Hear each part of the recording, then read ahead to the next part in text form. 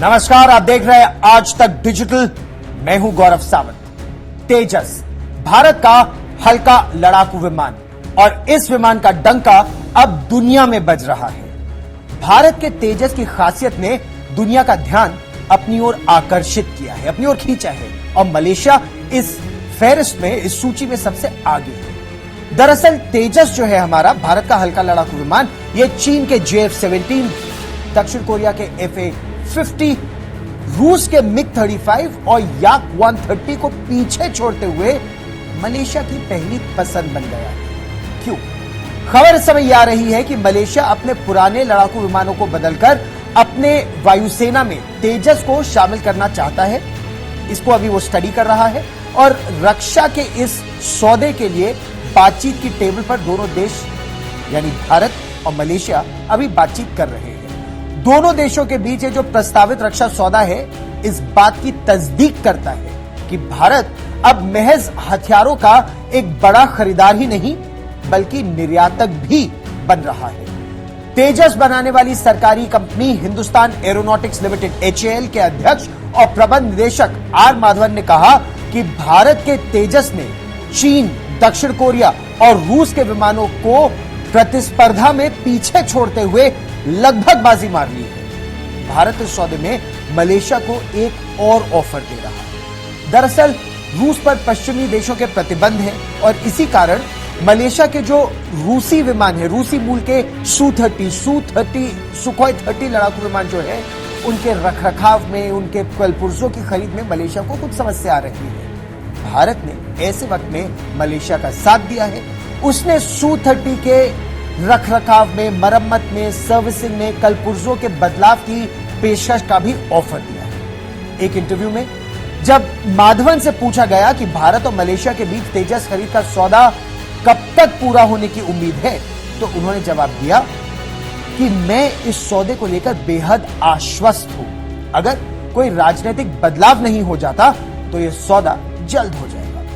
अगर मलेशिया के साथ भारत का यह रक्षा सौदा हो जाता है हल्के लड़ाकू विमान तेजस के लिए, तो दुनिया के कई और देशों के लिए भी भारत के रास्ते खुल जाएंगे और इसका सबसे बड़ा फायदा यह होगा कि इस सौदे से दूसरे मुल्कों को एक बहुत अच्छा संदेश जाएगा, एक संकेत जाएगा कि लड़ाकू विमान के निर्यात में भारत एक प्रबल दावेदार है। भारत की स्थिति और मजबूत भी होगी। अच्छा, जानकारी के मुताबिक भारत का जो तेजस है, उसका जो Mark 1A वेरिएंट है, उसकी तुलना में चीन का जो JF-17 है वो मलेशिया को सस्ता भी पड़ रहा है, लेकिन इसकी तकनीक तेजस की तुलना में बेहतर नहीं है। यह मलेशिया का आकलन है। साथ ही चीन मलेशिया को Su-30 संबंधित कोई मदद की पेशकश नहीं कर पा रहा है और इसीलिए मलेशिया ने तेजस को तरजीह दी है। वो मलेशिया तेजस खरीदना चाहता है।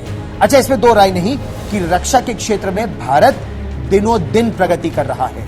रक्षा मंत्रालय के मुताबिक भारत दुनिया के 84 देशों को रक्षा उपकरण और हथियार इस समय बेच रहा है और इसमें ब्रिटेन, अमेरिका, फ्रांस और स्वीडन जैसे बड़े देश भी शामिल हैं।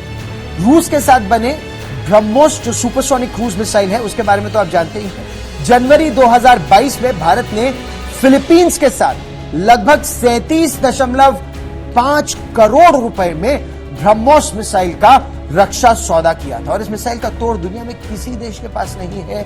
BrahMos supersonic cruise missile Bharat ने जनवरी 2021 में आकाश मिसाइल के निर्यात को भी हरी झंडी दे दी। भारत ने तब कहा कि वो आकाश मिसाइल को मित्र देशों को बेचेगा। आपको यह जानकर गर्व होगा, गौरव होगा इस बात का कि जमीन से आकाश में मार करने वाली यह मिसाइल 95% भारत में बनी है और इसे बनाने में भारत को हालांकि 25 वर्ष का समय लग गया था। भारत ने America, France, Netherland, Sweden, Britain, इन देशों को विमान से जुड़े उपकरणों का निर्यात भी किया है। भारत अमेरिका, ब्रिटेन, स्वीडन और नीदरलैंड्स को इंजीनियरिंग सर्विसेज भी दे रहा है। नेपाल, मालदीव्स और मॉरिशस को भारत ध्रुव हेलीकॉप्टर निर्यात कर रहा है। मॉरिशस को डॉर्नियर विमान, डॉर्नियर 228 एयरक्राफ्ट, मैरिटाइम रिकॉनेसेंस और हल्के ट्रांसपोर्ट विमान है। Bharat, Israel, Japan, Germany, Britain, America, Saudi Arabia जैसे 34 देशों को बुलेट प्रूफ जैकेट्स और हेलमेट्स बेच रहा है। जर्मनी, कंबोडिया, मेक्सिको और सऊदी अरब को भारत आर्म्ड शील्ड्स बेच रहा है।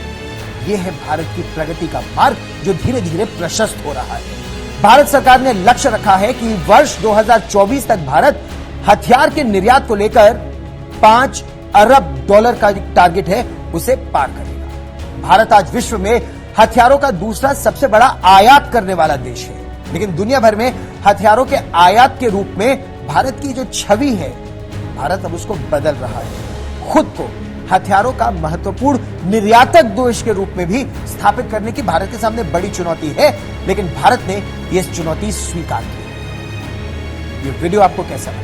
कमेंट बॉक्स में जाइए, हमें जरूर बताइए और देखते रहिए डिजिटल आज तक।